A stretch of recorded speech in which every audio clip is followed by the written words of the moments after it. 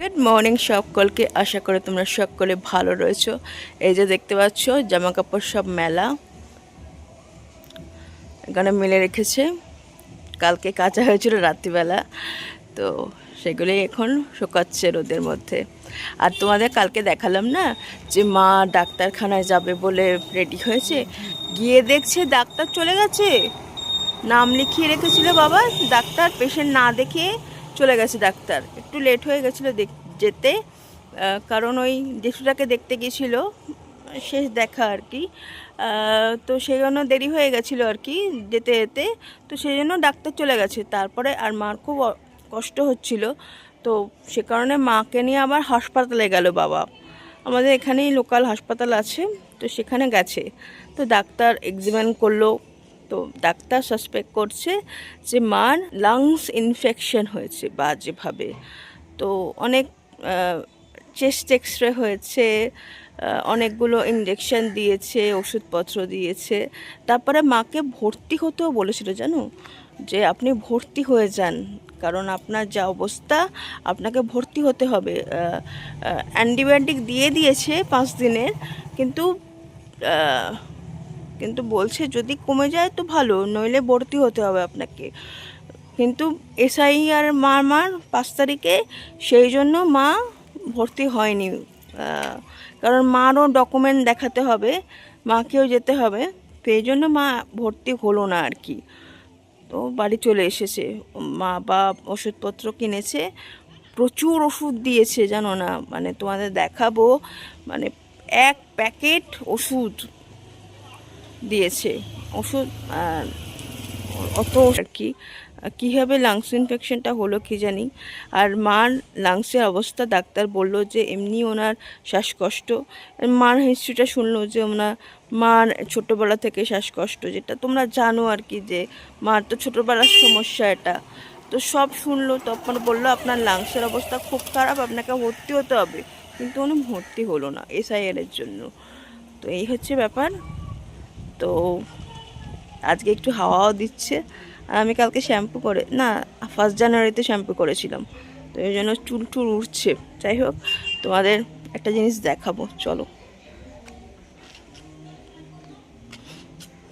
আজকেও আমি সূর্য প্রণাম করেছি প্রত্যেক দিনের, কালকে যেরকম করেছি, মানে প্রত্যেক দিনই করার চেষ্টা করছি আপাতত। এখানে 3টে গাছ লাগিয়েছে। গাছগুলোর অবস্থা দেখো, গাছগুলো তো একেই শুকিয়ে গেছে, কিন্তু প্রত্যেক দিনই কিন্তু জল দেয় দুবেলা করে। আর এখানে রোদও পড়ে, উল্টো দিকে যদিও, বাট মোটামুটি রোদ পড়ে। এইটা বোধহয় এটা কি গাছ, এটা কি কি জানি কী গাছ, পেঁপে গাছ মনে তো হচ্ছে, পেঁপে গাছ। এই আর এগুলো তো ফুল গাছ পুঁতেছে, 2টো ফুল গাছ পুঁতেছে, আর এটা হচ্ছে বোধহয় পেঁপে গাছ। আমি ঠিক বলছি? দেখো তো, তোমরা জানিও আমি ঠিক বললাম কি না। এগুলো তো ফুল গাছ। এই 1 বাক্স মার ওষুধ, তোমাদের বললাম না যে এত ওষুধ বাবা কিনেছে মার জন্য। আর আর ডাক্তার এত ওষুধ প্রেসক্রাইব করেছে, যদিও বাবা একবারে কিনে রেখেছে। এই যে এখন চা খাবো সকালের, আর এখানে শ্লোক শুনছি প্রত্যেক দিনের মতো, জগন্নাথ শ্লোক।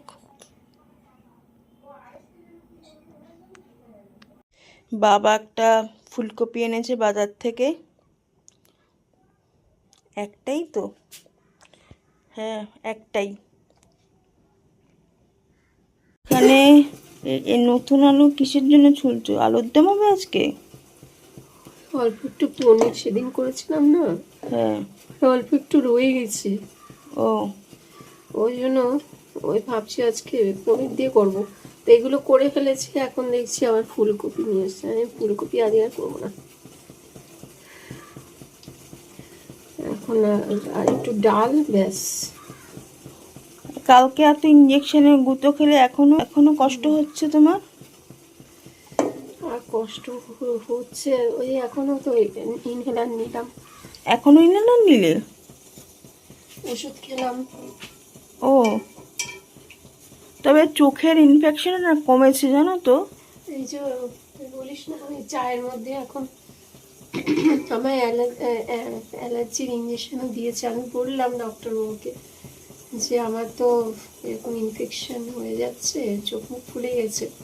আমি বললাম না, আপনাকে অ্যালার্জি হচ্ছে। যাই হোক, সত্যিকারে মানে ওষুধ ইঞ্জেকশনটা দিল, 2টো ইঞ্জেকশন দিল। তারপরে চেস্ট এক্সরে হলো। দাঁড়ান তো, চাটা জলটা ফুটে গেছে। চেস্ট এক্সরে হলো। এই যে আমার চায়ের জল ফুটছে। হ্যাঁ, আমি আমার চাটা আগে, আমি একবার আগে চা খেয়েছি, এখন সারাদিনই বলতে প্রায় 3-4 বার চা খাওয়া হয়ে যাচ্ছে। কিন্তু আমার গরমটা দিলেই যেন ভালো হয়, গরম জল এগুলো দিলেই যেন আমার ভালো লাগে। গরম জল খাইও। আর এখন আর একটা ফ্লাক্স করে নেবে, ফ্লাক্সের মধ্যে ফ্লাক্সে রয়েছে, কিন্তু ফ্লাক্সে না কি বলতো, গরম জলটা চাটা বারবার ফ্লাক্সের চাটা ভালো লাগে না। তার মধ্যে এখানে এখন আবার একটু অ্যান্টি অ্যালার্জি, এটা অবশ্য হোমিওপ্যাথি একটা ওষুধ, অ্যান্টি অ্যালার্জি ওষুধ এর মধ্যে আর কি আবার নিয়েছি। কাড়ার মতো করে খাচ্ছি সব কিছু দিয়ে, তাতেও কিছু হচ্ছে না। তারপরে এবার কালকে খুবই কষ্ট হচ্ছিল, আমি চুপ করেছিলাম, বলতে অসুবিধা হচ্ছিল, তারপরে তো ছুটে গেলাম। যাই হোক, ইনফেকশনটা খুব হয়েছে, যার ফলে একটু ডক্টর আমাকে বলছে আপনাকে হসপিটাল লিখে দিচ্ছে, আপনি হসপিটালে ভর্তি হয়ে যান। আমি তো আর বলতে পারছি না যে ডাক্তারবাবু আজকে ভর্তি হলে আমার হবে না, সোমবার দিন যাব আর কি। ভাইয়ের ব্যাপারে ডেকেছে সোমবার দিনই, তো যদি সব কিছু ভালো হলেও বলবো, না হলেও বলবো কি হয়েছে। সবটাই আগে যখন তোমাদের সাথে শেয়ার করেছি সেটাও শেয়ার। আমার মা এই আমাদের তুলসী গাছটাকে রোদে দিয়েছে।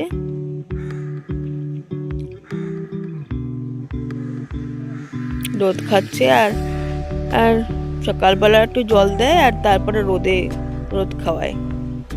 আর এই যে জামা কাপড় শুকোচ্ছে, মার সোয়েটার যেগুলো কালকে হাসপাতালে পড়ে গেছিলো সব কেচেছে। এগুলো বাতিক, জানো তো, বাতিক।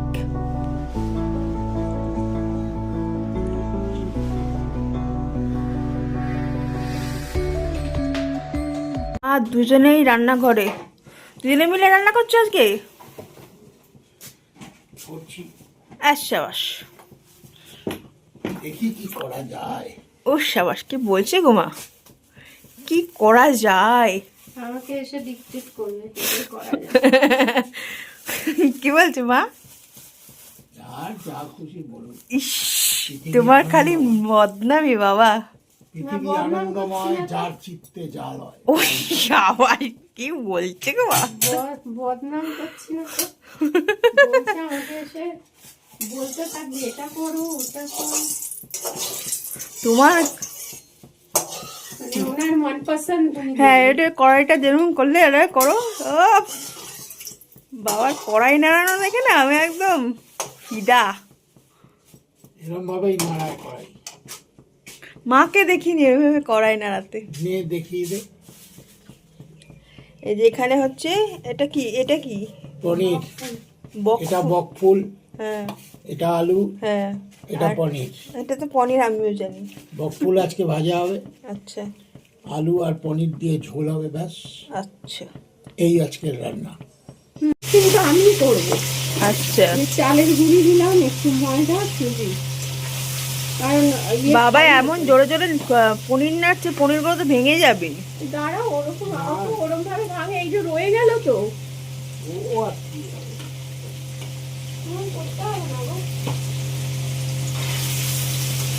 আস্তে আস্তে কড়াই নাড়ো। সুজি হয়ে গেছে, হয়ে গেছে, হয়ে গেছে, বেশি ইয়ে করলে হয় না।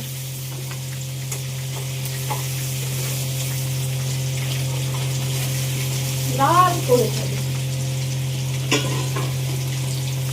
এগুলো ক্রিম পনির তো হ্যাঁ। নাকি? ক্রিম পনির।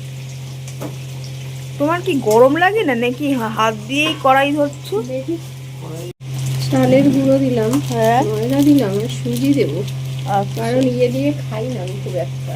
কি দিয়ে? ওই যে কর্নফ্লাওয়ার? বেসন বেসন বেসন দিয়ে খায়। বেসন দিয়ে খায় না। বেসনটা একটু কমই খাই আর কি। ও, একটু হলুদ দাও। হ্যাঁ দেবো। বাবা একদম হলুদ হলুদ করে পাগল হয়ে যাচ্ছে। নুন চিনি দিতে হবে তো নাকি? যাও, কাঁচা লঙ্কা কুচি দিয়ে একটু।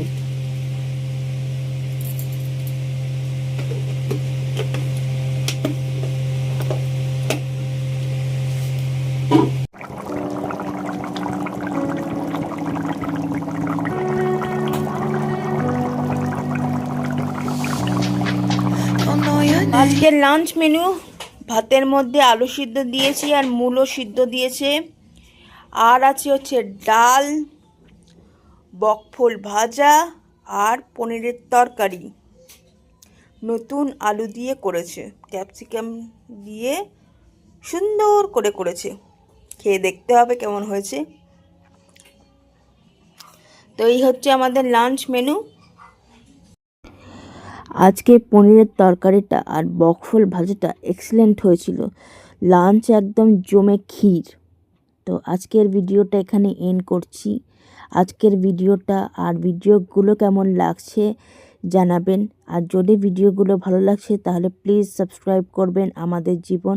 আর একটা ভিডিও নিয়ে কালকে আবার দেখা হচ্ছে। Bye for now.